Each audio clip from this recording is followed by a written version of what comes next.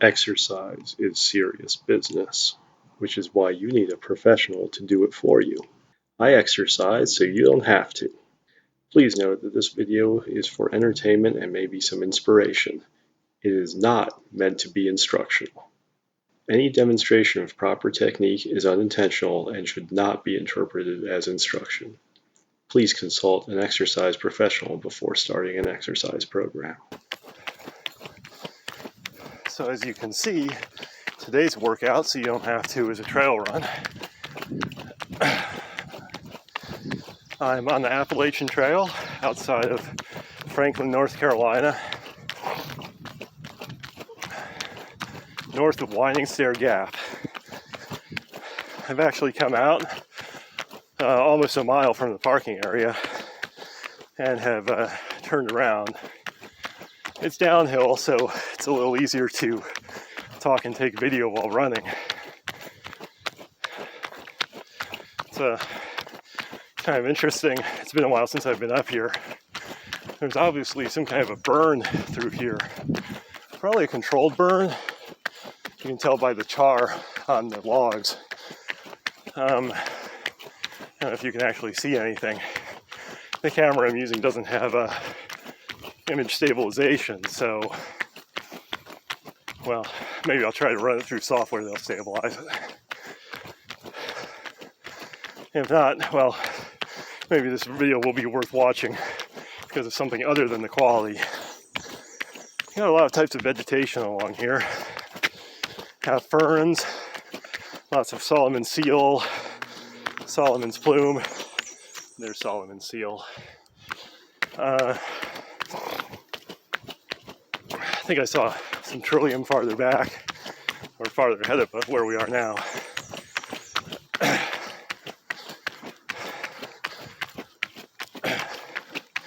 There's the white blaze, showing that it's the Appalachian Trail, or Appalachian Trail, depending on where you are along it. More Appalachian down here. You can see the burn there. More burn down there. This must have been the hardest hit. Really don't know if it was controlled. Oh, there's the trillium. No more Solomon seal. Don't know if it was a controlled burn or a natural one. We've had a lot of both around here the last few years.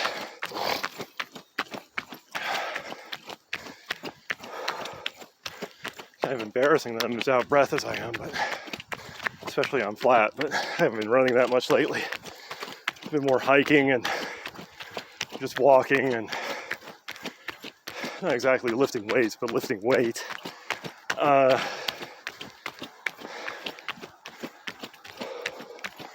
Really, for working out, at least for building cardiovascular endurance, you want to be working out for a prolonged period of time with a level of exertion where you feel like you're working, but you can still talk fairly easily.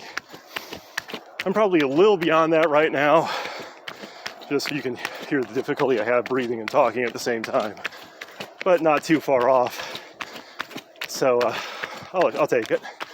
Nothing wrong with pushing yourself a little harder, especially occasionally when you know how to pace yourself. Oh, there's more burn. But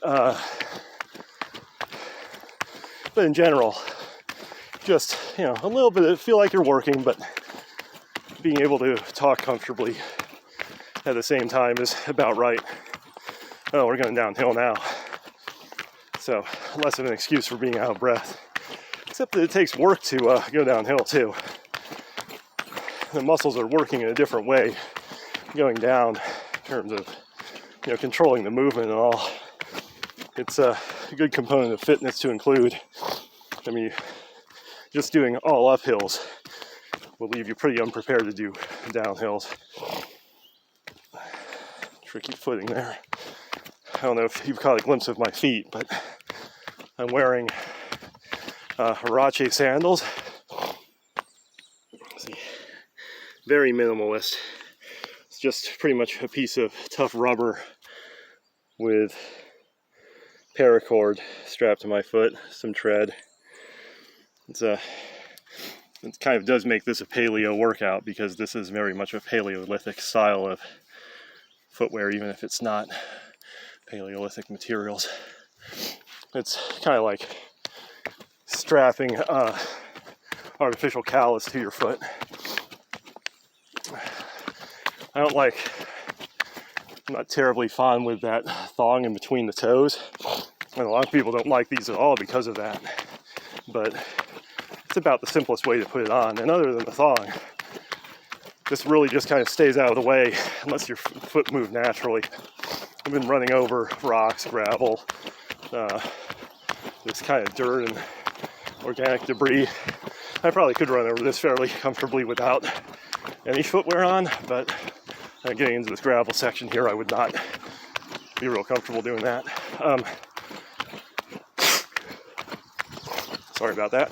But basically, it allows my foot to move naturally, whereas in conventional shoes, I would probably be landing with a heel strike and having all that shock go through my heel, through my lower leg, through my knee, up through my thigh bone, into my hips and back. Now I'm landing on the ball of my foot, which allows the calf muscle to absorb a lot of that shock. Also, since my knees and hips are bent when I land, the thigh muscle and the glutes are absorbing a lot of the shock too. So there's a lot less shock on my skeleton, at least theoretically, than if I was landing just on the heel with my knee straight. There's research to back that up. People running in barefoot on shock plates. But there's also the anecdotal evidence. My knees hurt a lot less now than they would be than they did when I did something like this before I made the switch to natural running and minimalist shoes. I guess that's not terribly interesting to you. Oh, columbine. Those little leaves there next to, I think that's birch, small birch trees.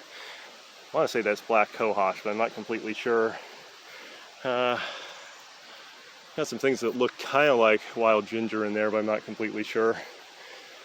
I picked up some botany, but my wife is more of an expert. Yeah, trillium. And we got some rhododendron back there. Haven't really been paying too much attention to the trees. It's birch, maybe some beech.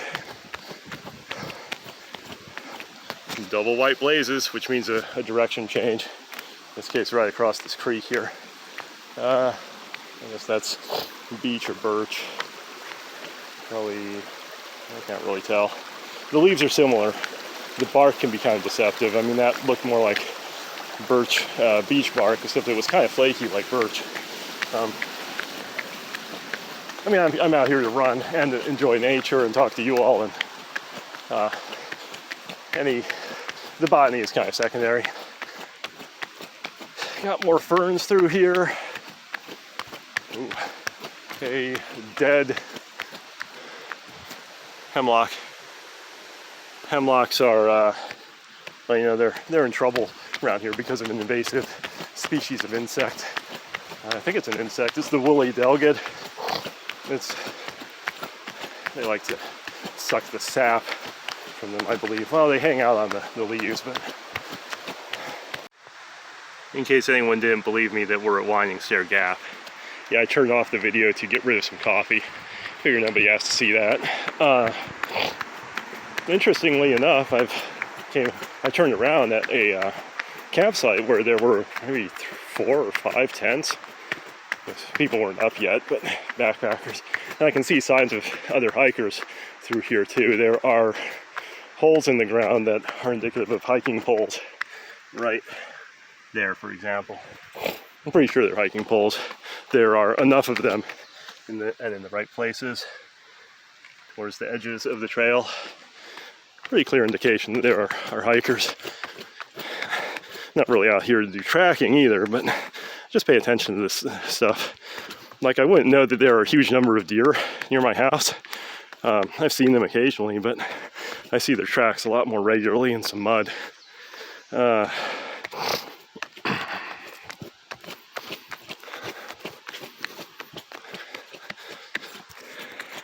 really wonder if image stabilization is going to make this video any good. Well, we'll see. Like I said, if it what it makes up for in picture quality, I mean, what it lacks in picture quality, hopefully we're making up for in thrilling, gripping commentary. Ooh, forgot about this waterfall.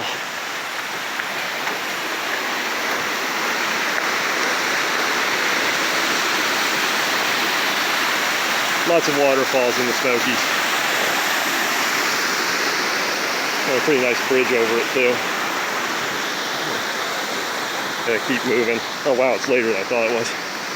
I left the car almost half an hour ago, and I gotta get to work. Yeah, I'm working in Hayesville today, so thought I'd take advantage of driving out here anyway to do this run. I got off of the AT. Well, I'm parked down this road. Forest Service roads are great for working out. They're more durable than the trails, and if they're flatter, you don't have to worry as much about some kinds of injury. You can take bikes on them, you know. And there's the road, so I gotta sign off. And remember, I've done this workout so that you don't have to. If you enjoyed this video and would like to help me make more gripping content, please like, subscribe, and buy me a coffee at coffee.com/paleopt. Thank you, and I will look forward to seeing you next time.